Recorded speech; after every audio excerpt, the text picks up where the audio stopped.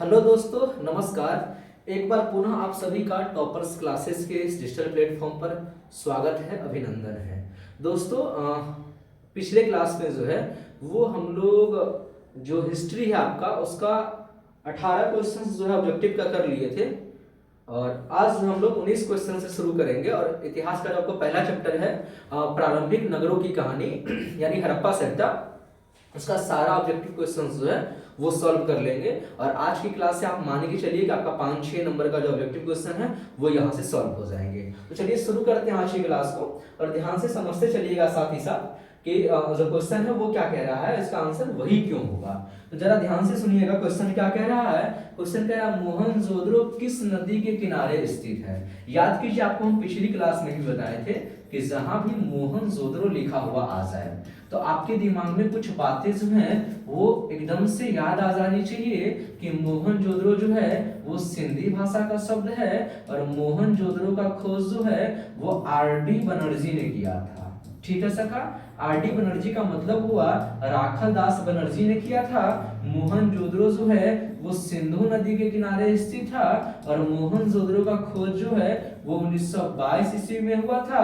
मोहनजोदड़ो का शाब्दिक अर्थ जो है वो मृतकों का टीला होता है। यदि इतना बात आपको याद रहा तो समझिए कि मोहनजोदड़ो से कोई भी क्वेश्चन जो है वो आप गलत नहीं कीजिएगा। तो मोहनजोदड़ो किस नदी के किनारे स्थित था? देखिए अभी यहाँ पे लिखे सिंधु नदी, तो आपका आंसर जो है वो क्या हो जाएगा, मोहनजोदड़ो जो है वो सिंधु नदी के किनारे स्थित था।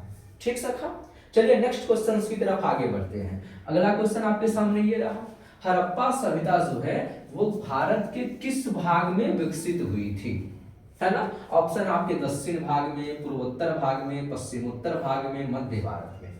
आपको पता ही होगा कि दिशा जो है वो कितने होते हैं। बहुत सारे बच्चे कहते होंगे सर दिशा 4 होते हैं। नहीं सखा, दिशा जो है वो 10 होते हैं। आप रामायण वगैरह देखे होइएगा तो वहां सुने होइएगा कि मैं 10 दिशाओं को साक्षी मानकर ये शपथ लेता हूं। देखिए दिशा कैसे 10 होते हैं, ध्यान से समझिए। मैप में दिशा को कैसे दिखा जाता है, जो ऊपर में होता है वो उत्तर होता है, नीचे वाला दक्षिण होता है, दाएं हाथ की तरफ पूरब और बाएं हाथ की तरफ पश्चिम होता है।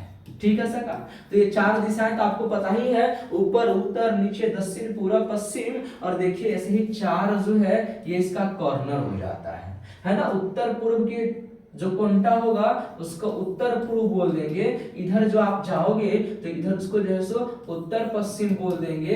इधर जो आएंगे तो इसको दक्षिण पश्चिम बोल देंगे। इधर वाले दिशा को अपने लोग ये दक्षिण पूर्व बोल देंगे, है ना।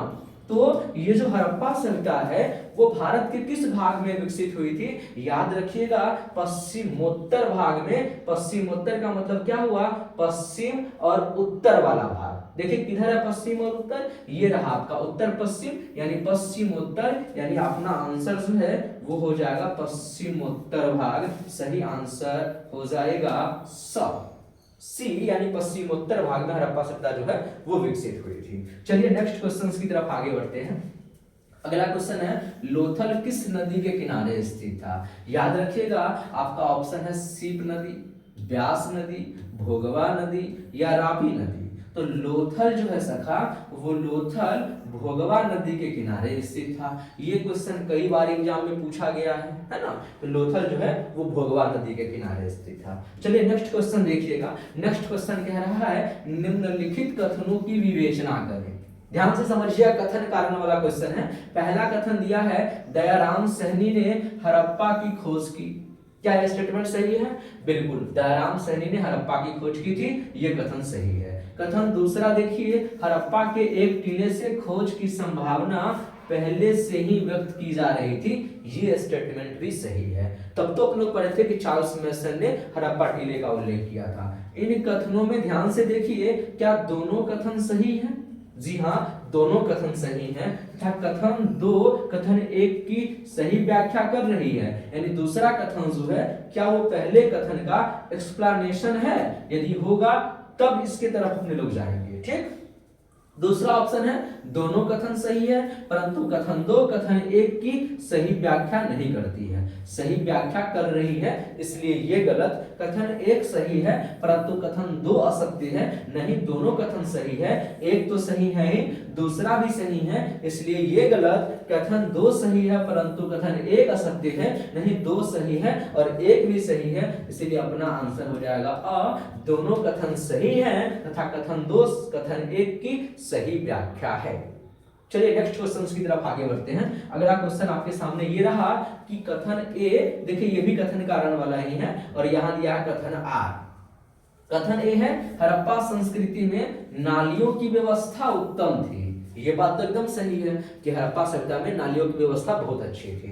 दूसरा कथन है नालियां इस तरह बनी थी कि उनकी सफाई आसानी से हो सकती थी, ये भी सही है, मतलब ए एवं आर दोनों सही है तथा आर ए की सही व्याख्या है, यहाँ व्याख्या होगा, अपना आंसर अ ही होगा, इसलिए सही आंसर अ।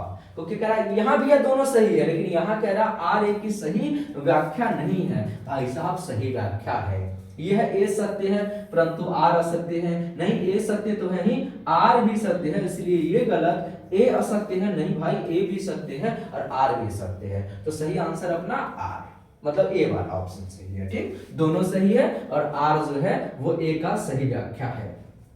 देखिए अगला क्वेश्चन है राखल दास बनर्जी को मोहनजोदड़ो के अवशेष किस वर्ष मिले। अभी तुरंत आपको हम बताए हैं कि मोहनजोदड़ो का जो खोज हुआ था वो 1922 ईस्वी में हुआ था और मोहनजोदड़ो जो है वो सिंधु नदी के किनारे स्थित था। मोहनजोदड़ो का शाब्दिक अर्थ मृतकों का टीला होता है, तो सही आंसर अपना होगा क्या होगा 1922 ईस्वी।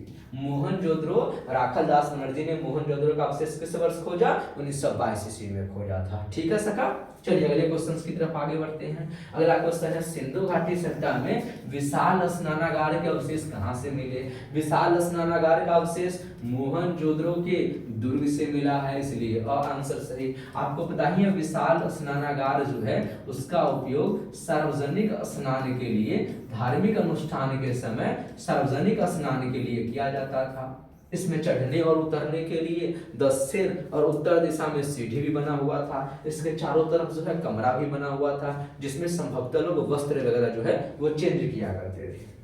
ये विशाल स्नानागार कहां से मिला, मोहनजोदड़ो के दुर्ग से मिला है। ठीक है सका, चलिए नेक्स्ट क्वेश्चन देखिएगा। अगला क्वेश्चन है कथन कारण वाला ही। कथन है सिंधु घाटी सभ्यता को हड़प्पा की सभ्यता भी कहा जाता है, ये स्टेटमेंट एकदम सही है। दूसरा कथन कह रहा सिंधु घाटी सभ्यता का प्रथम ज्ञात स्थल जिसकी सर्वप्रथम खुदाई हुई वह हड़प्पा ही है, ये बात भी सही है। तो कथन पहला ऑप्शन है ए एवं आर दोनों सही है तथा आर ए की सही व्याख्या क्या है, जी हाँ भाई साहब दोनों सही है। सिंधु घाटी सभ्यता को ही तो हड़प्पा की सभ्यता कहते हैं, क्यों कहते हैं, क्योंकि सबसे पहले हड़प्पा की खोज हुई थी, इसलिए अपना आंसर यही हो जाएगा। यहाँ करा ए आर दोनों सही है परंतु आर ए की सही व्याख्या नहीं है, सही व्याख्या है, इसलिए ये गलत। ए सत्य है परंतु आर असत्य नहीं, आर भी सत्य है, इसलिए ये गलत। ए असत्य है परंतु आर सत्य है, अरे भाई ए भी तो सत्य है ना। चलिए नेक्स्ट क्वेश्चन देखिए। अगला क्वेश्चन आपके सामने रहा सिंधु घाटी सभ्यता की जुड़वा राजधानी थी। सिंधु घाटी सभ्यता की जुड़वा राजधानी जो है हड़प्पा और मोहनजोदड़ो को कहा जाता है। तो मोहनजोदड़ो चंद्रो नहीं, हड़प्पा मोहनजोदड़ो को कहते हैं। हड़प्पा मोहनजोदड़ो ये अपना सही आंसर है। ठीक है सखा, हड़प्पा लोथल नहीं, लोथल कालीबंगान नहीं। अब आपके दिमाग में आएगा किसने कहा था सिंधु घाटी सभ्यता की जुड़वा राजधानी हड़प्पा और मोहनजोदड़ो को, तो याद रखिएगा उस विद्वान का नाम है पीगट। ये पीगट साहब कहे थे कि हड़प्पा और मोहनजोदड़ो जो है वो सिंधु घाटी सभ्यता की जुड़वा राजधानियां हुआ करती थी। चलिए नेक्स्ट क्वेश्चन देखिए। अगला क्वेश्चन है हड़प्पा किस नदी के किनारे स्थित है। अब ये बातें तो कितने दिन बता चुके हैं कि ये हड़प्पा जो है वो रावी नदी के किनारे स्थित है। ठीक, हड़प्पा का जो खोज हुआ था वो राय बहादुर दयाराम सैनी ने किया था। ठीक, हड़प्पा का खोज 1921 ईस्वी में हुआ था, है ना। तो हड़प्पा किस नदी के किनारे था, सिंधु नदी के किनारे नहीं, सिंधु नदी के किनारे मोहनजोदड़ो था। ब्यास नदी के किनारे नहीं, सतलज नदी के किनारे नहीं, रावी नदी के किनारे। सही आंसर रावी नदी के किनारे। हड़प्पा किस नदी के किनारे था? रावी नदी के किनारे था। नेक्स्ट क्वेश्चन देखिए, अगला क्वेश्चन है लोथल कहाँ स्थित है ना? लोथल जो है क्या गुजरात में स्थित है, क्या पश्चिम बंगाल में स्थित है, क्या राजस्थान में स्थित है, या पंजाब में स्थित है? तो धौलावीरा जो है वो गुजरात में है, कालीबंगान जो है वो राजस्थान में है, और लोथल जो है वो भी कहाँ है? लोथल जो है वो भी आपका गुजरात में स्थित है। ठीक, कालीबंगान राजस्थान में, धौलावीरा गुजरात में, लोथल भी कहाँ स्थित है? गुजरात में। ठीक, चलिए नेक्स्ट क्वेश्चन देखिए। अगला क्वेश्चन है हड़प्पा का उत्खनन किया था। हड़प्पा का उत्खनन किसने किया था? क्या जॉन मार्शल ने किया था? नहीं। क्या दयाराम साहनी ने किया था? सही आंसर है हाँ, दयाराम साहनी ने ही किया था। आर.डी. बनर्जी ने नहीं, आर.डी. बनर्जी ने तो आपका मोहनजोदड़ो का खोज किया था, है ना? आर.डी. बनर्जी मतलब राखल दास बनर्जी, और राखल दास बनर्जी जो है वो किसका खोज किया था? मोहनजोदड़ो का खोज किया था। एस.आर. राव ने नहीं किया था। तो हड़प्पा का उत्खनन जो है वो दयाराम साहनी ने किया था। सही आंसर दयाराम साहनी। चलिए नेक्स्ट क्वेश्चन देखिए। अगला क्वेश्चन है भारतीय पुरातत्व का पिता किसे कहा जाता है?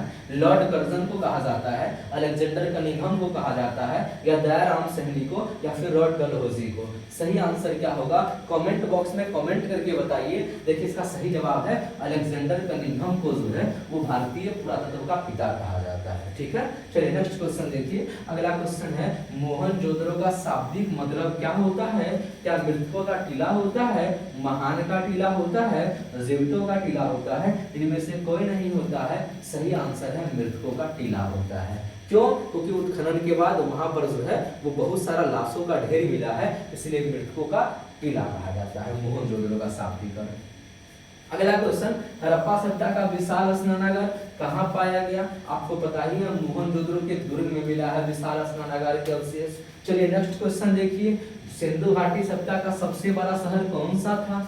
सिंधु घाटी सभ्यता का सबसे बड़ा शहर जो था वो मोहनजोदड़ो था, हड़प्पा नहीं था, लोथल नहीं था, कालीबंगान नहीं था। मोहनजोदड़ो जो है वो सिंधु घाटी सभ्यता का सबसे बड़ा शहर था। चलिए नेक्स्ट क्वेश्चन देखिए। अगला क्वेश्चन धौलावीरा कहाँ स्थित है? धौलावीरा जो है हरियाणा में है नहीं, उत्तर प्रदेश में है नहीं, पंजाब में है नहीं, धौलावीरा जो है वो गुजरात में है, कालीबंगान जो है वो राजस्थान में है।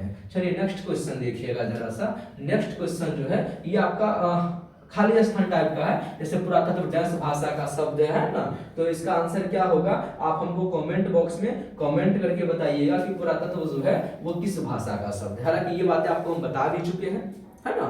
तो मिलेंगे आपसे हम लोग जो है नेक्स्ट क्लास में। तब तक के लिए आप हंसते रहिए, पढ़ते रहिए, मुस्कुराते रहिए। Take care, bye bye.